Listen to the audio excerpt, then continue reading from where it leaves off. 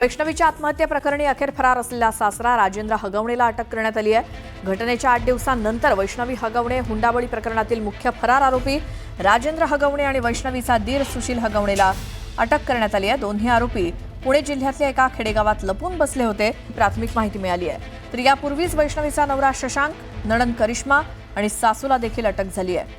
अटक करण्यात आलेल्या हगवणे पिता पुत्राला बावधन पोलीस स्टेशनला आणण्यात आलंय।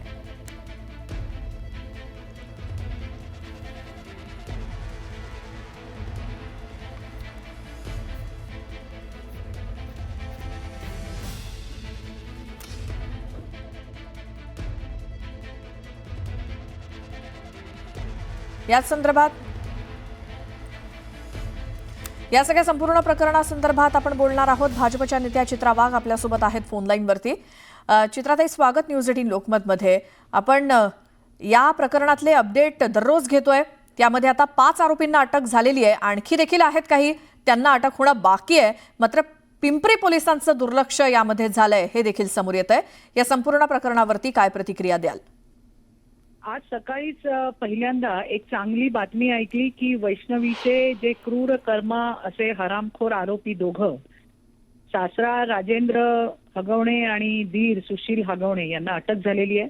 आणि याच्या अनुषंगाने 5 जणांना अटक झाली आहे। परंतु अजून सुद्धा ज्याने रिव्हॉल्वर दाखवलं त्याची चौकशी, त्यालाही ताब्यात घेतलं जाईल। याच्यामध्ये सखोल चौकशी आणखीन होईल। याचबरोबर फक्त वैष्णवीच नाही तर तिची मोठी जाऊ जी होती तिने सुद्धा याच्या आधी, मयुरी, तिने सुद्धा आधी पोलीस स्टेशनला कंप्लेंट केली होती असं कळलं तिच्या बोलण्यातनं। परंतु त्याची दखल घेतली गेली नाही। का दखल घेतली नाही? कोणी दखल घेतली नाही? त्यांनी पोलिसांनी किंवा इतर यंत्रणा ज्यांनी कोणी याच्यामध्ये चालढकल केली आहे किंवा या ठिकाणी तिला न्याय देण्याचा प्रयत्न केला नाही, आपल्या कर्तव्यात कसूर करणाऱ्या कुणालाही सोडलं जाणार नाही।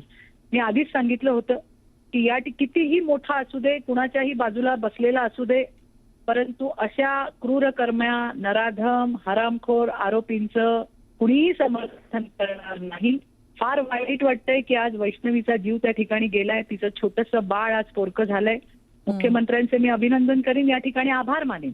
खरं ही ती वेळ नाहीये, परंतु हेही तितकंच महत्वाचं आहे की गेले 2-3 दिवस वैष्णवीच्या आई वडिलांची जी अवस्था बघितली, काल त्यांच्या हातात त्यांचा नातू आल्यानंतर त्यांच्या चेहऱ्यावरती जो आनंद झाला, मला वाटतं संपूर्ण महाराष्ट्रात आनंद झाला। ज्या वेळेला ही घटना घडली असं एकही घर राज्यातलं नसेल ज्या ठिकाणी वैष्णवी घरी नसेल। कशा पद्धतीने ही घटना कशा पद्धतीने झाली हे कुठल्याही घराला माहित नाही असं महाराष्ट्राचं एकही घर नाही। वाईट वाटतं 21व्या शतकात सुद्धा मुली इतक्या शिकून सवरून स्वतःच्या पायावर उभं राहून सुद्धा आज त्यांना असल्या गोष्टींना सामोरं जावं लागतं, हे आपलं दुर्दैव आहे।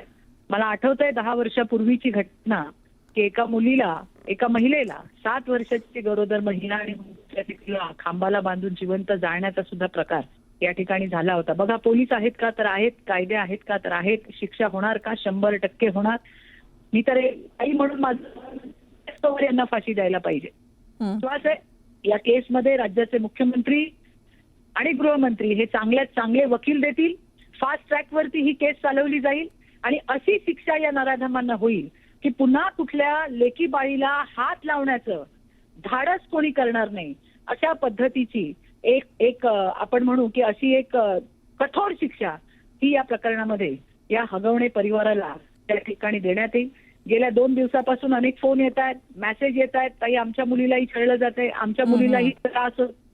त्यामुळे चिंतेचा विषय आहे हा की परवा मी एका चॅनलवर बघितलं की 220 अशा घटना हुंडाबळीच्या आहेत, परंतु हे तर ऑफेन्स रजिस्टर्ड झालेले आहेत। ऑफेन्स रजिस्टर्ड न झालेल्या कित्येक अशा घटना असतील।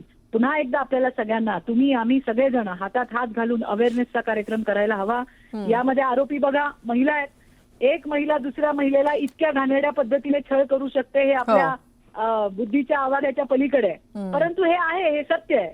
आणि म्हणून हुंडा विरोधी कायदा असेल, शिक्षा असतील, सगळ्या गोष्टी आहेत, पण समाजामध्ये प्रबोधन होणं गरजेचं आहे आणि आपल्याला करायला लागेल असं मला प्रकर्षाने जाणवत आहे। बिलकुल चित्राताई, खूप धन्यवाद तुम्ही न्यूज 18 लोकमतशी बोललात त्याबद्दल।